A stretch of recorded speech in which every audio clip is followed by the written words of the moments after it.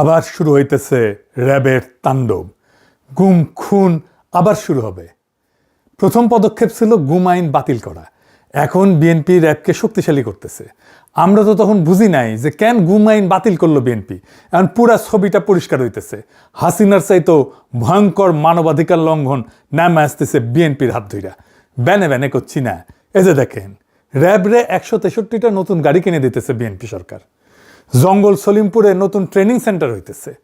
আমেরিকার স্যাংশন খাওয়া এই খুনে বাহিনীকে বিএনপি আবার পাইলা পুষা বড় করতেছে। এমনি এমনি না, ওইগুলা করার জন্য কইতেছে নাম পাল্টাবে, নতুন আইন করবে, যেন মানবাধিকার মাইনা চলে এই খুনি বাহিনী।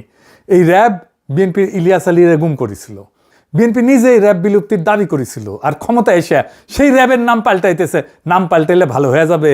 শিলং সালাউদ্দিনরে কেন কেউ জিগায় না? র্যাব তো বিএনপি বানাইছিল। র্যাব চলে কোন আইনে জানেন? আসেন সেটা একটু বুঝে দেখি র্যাব কোন আইনে চলে। র্যাব চলে অস্ত্রধারী পুলিশ ব্যাটালিয়ন সংশোধন আইন 2003-এর অধীনে। এরা 9 জুলাই 2003 সালে পাশ হয়েছে খালেদা জিয়ার আমলে। আর এই আইনটা যেটা সংশোধন করে র্যাব বানানো হয়েছে সেটা 1979 সালের অস্ত্রধারী পুলিশ ব্যাটালিয়ন অধ্যাদেশ, জিয়াউর রহমান সরকারের আমলে সামরিক অধ্যাদেশ। মূল আইনটা 1979 সালের অধ্যাদেশ, জিয়াউর রহমানের সামরিক সরকারের। আর 2003-এর সংশোধনীটা খালেদা জিয়ার সরকারের। অর্থাৎ র্যাবের আইনি কাঠামো যেটা পুরাপুরি বিএনপি পরিবারের নির্মাণ। র্যাব যে দুইটা আইনি কাঠামোর উপরে দাঁড়ায় আছে, দুইটাই বিএনপির তৈরি। আর এখন কইতেছে আইন পাল্টাবে। তো আগে যখন র্যাব বানানো হয়েছিল তখন এই আইনের কথা ভাবেন নাই কেন? বালশুন, র্যাব যে আইনে খুনি দানে হইয়া উঠছে সে আইন তো আপনারই বানানো, এটা দায় কার? এত মানুষ গুম হইলো, ক্রসফায়ারে মারা গেল, এখন মানবাধিকার মাইনা যেন চলে সেই জন্য আইন বানাবেন? র্যাব তো আইন মাইনাই খুন করছে। যে আইন বানাবেন সেই আইন মাইনা খুন অব্যাহত রাখবে। যে মানুষগুলো মারা গেল, নিখোঁজ হইল, তাদের জীবন কি মূল্যহীন? তো র্যাব কিভাবে তৈরি হয়েছিল সেটা আপনারা জানেন? আপনাদের বলি, হয়তো অনেকেরই জানেন না, ইয়াংরা হয়তো অনেকেই জানে না। আসেন সেটা একটু বলি। 2002 সালে খালেদা জিয়া ক্ষমতা এসেছিল সন্ত্রাস নিয়ন্ত্রণ করার প্রতিশ্রুতি দিয়া। উল্টা আইন শৃঙ্খলা পরিস্থিতি একেবারে যাচ্ছাতেই হয়ে গেছিল। ঢাকা শহরে কয়েকজন কমিশনার খুন হইল। প্রকাশ্য দিবালোকে খালেদা জিয়া আর্মি নামাইল, নাম দিল অপারেশন ক্লিন হার্ট। আর্মি ধরে নিয়ে যাইতো যারে তারে। আর্মি ক্যাম্পে নির্যাতনে যারা মারা যেত কইতো হার্ট অ্যাটাক করছে। অপারেশনে 40,000-এর বেশি নিরাপত্তা বাহিনী অংশগ্রহণ করেছিল। যৌথ বাহিনী 11,245 জনকে গ্রেপ্তার করছিল। শত শত মানুষ আহত হয়েছিল। 40 জনের বেশি হেফাজতে মারা গেছিল। 40 জন। এইসব বিচার বহির্ভূত হত্যাকাণ্ডকে খালেদা জিয়ার সরকার ইন্ডেমনিটি দিল। আইন শৃঙ্খলা পরিস্থিতির ড্রামাটিক উন্নতি হয়েছিল, এটা সত্য। তো বাঙ্গুরা তখন বুদ্ধি বের করলো, এইভাবে তাইলে সন্ত্রাস নিয়ন্ত্রণে রাখা যায়, আর্মি থাকতে হবে মাঠে। তৈরি হইল র্যাব। কালো পোশাক কেন হইল জানেন র্যাবের? সর্দির বডিগার্ডরা যে জয় বাংলা করেছিল বেঙ্গল ল্যান্সার, তাদের ইউনিফর্ম। এই যে দেখেন বেঙ্গল ল্যান্সারের ইউনিফর্ম ট্যাঙ্কের উপরে দেখেছেন কালো, ওটাই। এই র্যাব গঠন করাটাই তো আইনত একটা ভুল ধারণা, মারাত্মক ভুল ধারণা। বাঙ্গুরা এমনই গর্ধব যে এটা যে খুনি বাহিনী হয়ে উঠবে সেটা বুঝতে পারেন। এটা প্রথমেই বোঝা যায়। কেন এটা ভুল ধারণা আসেন বুঝায় বলি। র্যাব বানানোর লক্ষ্যই ছিল আর্মিকে দিয়া সিভিল ক্রিমিনাল অ্যাক্টিভিটিস সামাল দেওয়া। কিন্তু সেনাবাহিনী দেশের সিভিল সিটিজেনের সাথে তো ডিল করার জন্য তৈরি হয় নাই। সেনাবাহিনী কি করে? সেনাবাহিনী কারে ফাইট করে? দেশের শত্রুরে ফাইট করে। সে দেশের শত্রুর সাথে ডিল করে। সেইখানে সে হয় শত্রুকে নিশ্চিহ্ন করে দেবে, নয়তো নিজে নিশ্চিহ্ন হয়ে যাবে। এখানে কোনো আইন নাই, মানে আন্তর্জাতিক আইন আছে, সে যুদ্ধাপরাধ করতে পারবে না। কিন্তু বোমা ফেলায় যদি শত্রু সেনাদের সাফা কইরা দেয়, মিলিটারির কোনো অপরাধ নাই, বরং আমরা মেডেল দিয়া তারে পুরস্কৃত করব। তাই মিলিটারি মাইন্ডসেট একদম আলাদা। কিন্তু পুলিশ দেশের শত্রুর সাথে ডিল করে না, সে ডিল করে দেশের নাগরিকের সাথে। তাকে দেশের আইন মাইনা, নাগরিক অধিকারের সীমানা মাইনা ডিল করতে হয়। সে শুধু অপরাধীর সাথে কিন্তু ডিল করে না, সে নিরপরাধ মানুষের সাথেও ডিল করে, ভালো মানুষের সাথেও ডিল করে। ধরেন ইমিগ্রেশন পুলিশ, সে কি অপরাধীর সাথে ডিল করে? বা ট্রাফিক পুলিশ। আবার ধরেন কোনো ক্রাইম হয়নি, তাও তো পুলিশ লাগে। জিনিস হারাইলে তো পুলিশে ডায়েরি করতে হয় থানায়। রাস্তায় দুর্ঘটনা হইলে পুলিশকে ডিল করতে হয়। কেউ হারাইয়া গেলে আমরা পুলিশের সাহায্য নিই।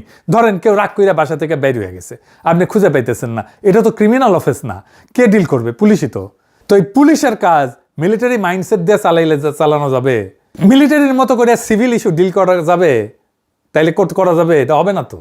প্রতিষ্ঠার পরে খালেদা জিয়া র্যাবের ভূমিকা প্রশংসা করছিলেন, বলছিলেন যে প্রশংসা করতেছে সন্ত্রাস দমনে সাহসী এবং নিরপেক্ষ অভিযান চালানোর জন্য। পরে উনি বুঝেছিলেন যে ভুল হয়েছে। ভুল বুঝে কি করলেন? 2014 সালে খালেদা জিয়া র্যাবকে ক্যান্সার বলে বিলুপ্তির দাবি করলেন। নারায়ণগঞ্জে 7 খুনের পর খালেদা জিয়া প্রথম প্রকাশ্যে র্যাব বিলুপ্তির দাবি তোলেন।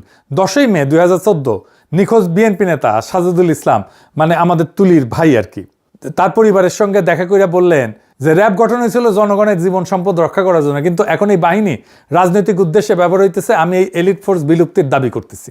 খালেদা জিয়া নিজে বিলুপ্তির দাবি করছে, তুলির ভাইয়ের বাসায় গিয়ে এই দাবিটা করছে। 13ই মে 2014 সিদ্ধিরগঞ্জে 7 খুন হয়েছিল না, এই 7 খুনের পরিবারগুলো সান্ত্বনা দিতে যেয়ে বলেন এই বাহিনীর আর কোনো প্রয়োজন নাই, কারণ তারা জনগণের বিরুদ্ধে দাঁড়িয়েছে। 2014 সালেই মুন্সিগঞ্জের এক সমাবেশে খালেদা জিয়া র্যাবকে ক্যান্সার আখ্যা দিয়ে বলেন সংস্কারে কাজ হবে না, বিলুপ্তি করতে হবে। র্যাবকে রক্ষী বাহিনীর সাথে তুলনাও করেছিলেন। 28 মে 2014 লন্ডনে জিয়াউর রহমানের 33তম মৃত্যুবার্ষিকীর অনুষ্ঠান হতেছে। তারেক রহমান র্যাব বিলুপ্তির দাবিতে গণস্বাক্ষর কর্মসূচি উদ্বোধন করে কইলেন র্যাব অবিলম্বে বিলুপ্ত করা সময়ের দাবি। নারায়ণগঞ্জের 7 খুনে শুধু র্যাব সদস্যরাই জড়িত না, প্রধানমন্ত্রী শেখ হাসিনাও জড়িত। বিএনপি র্যাব বিলুপ্তির জন্য 2024-এর পরে আনুষ্ঠানিক সুপারিশও দিল। কি মজার কথা! 5ই ডিসেম্বর 2024 অন্তর্বর্তী সরকারের পুলিশ সংস্কার কমিশনে আনুষ্ঠানিক প্রস্তাব জমা দিল। সেখানে র্যাব বিলুপ্তি আর একটা পুলিশ কমিশন গঠনের সুপারিশ ছিল।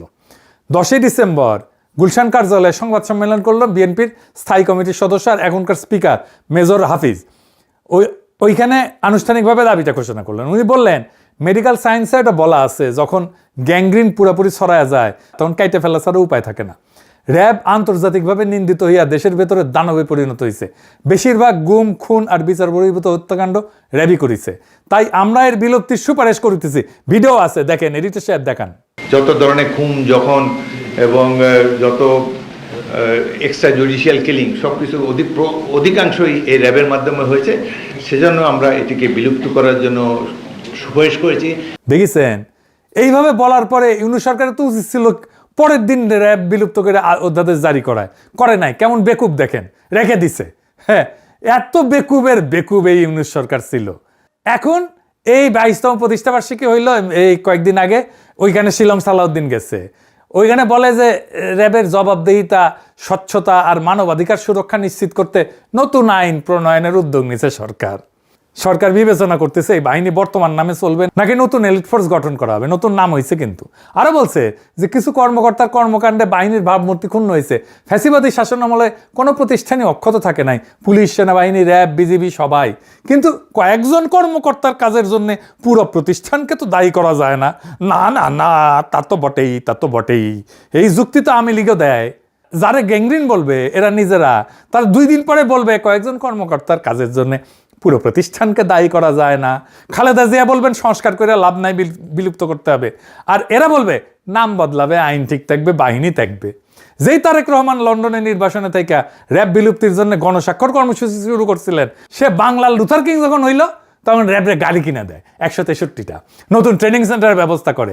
নাম হবে SIF, স্পেশাল ইন্টারভেনশন ফোর্স। ওরে বাবা, ইংরেজি যেহেতু কইছে ঠিকই কইছে না।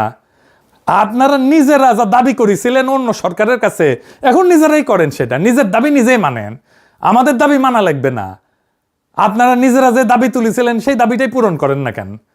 নতুন বোতলে আগের মদ খাইতে চাই না তো আমরা। এটার নাম করতে রাজনীতি না, এটার নাম বিশ্বাসঘাতকতা। সরাসরি নিরবিচ্ছিন্ন লজ্জাহীন বিশ্বাসঘাতকতা। এই জন্য আজকের তরুণ সমাজ পলিটিশিয়ানদের পছন্দ করে না। এদের কোনো কথার দাম নাই, 1 ফুটা পয়সা দাম নাই। তারেক রহমান নিজের প্রতি কমিটমেন্ট তো রাখেনি, নিজের মায়ের একটা অঙ্গীকারও রাখে না। তারেক রহমান খালেদা জিয়ার জানা জায়গায় সবাইরে বলছে আম্মার যদি কোনো পাওনা থাকে সেটা আমি শোধ করব। তাহলে শোধ করেন। খালেদা জিয়া যা বলছেন, জাতির কাছে যা প্রতিশ্রুতি দিয়েছেন সব রাখেন, পরিশোধ করেন। মায়ের প্রতিশ্রুতি পরিশোধ করেন। রাজনীতিবিদ হিসেবে তো ব্যর্থ হয়েছেন, সন্তান হিসেবে ব্যর্থ হইয়েন না। যে বাহিনী আপনাদের বাইরেই ঘুম করছিল সেই বাহিনীকে আপনারা পাইলা পুষা বড় করতেছেন। এর দাম দিতে হবে। আজ না হোক কাল, কাল না হোক পরশু, দাম দিতেই হবে। ইতিহাস কাউকে মাপ করে না, বিশ্বাসঘাতকতাকে কোনোদিনই করে না। আপনারা যা বলছিলেন সেটা করেন, আর যদি সেটা না করেন তাহলে বাংলাদেশের মানুষ আপনাদেরকে ইতিহাসের সেই আস্তে করে ছুঁড়ে মারবে যেই আস্তে করে হাসিনাকে তারা ছুঁড়ে মারছে। ইনকিলাব জিন্দাবাদ।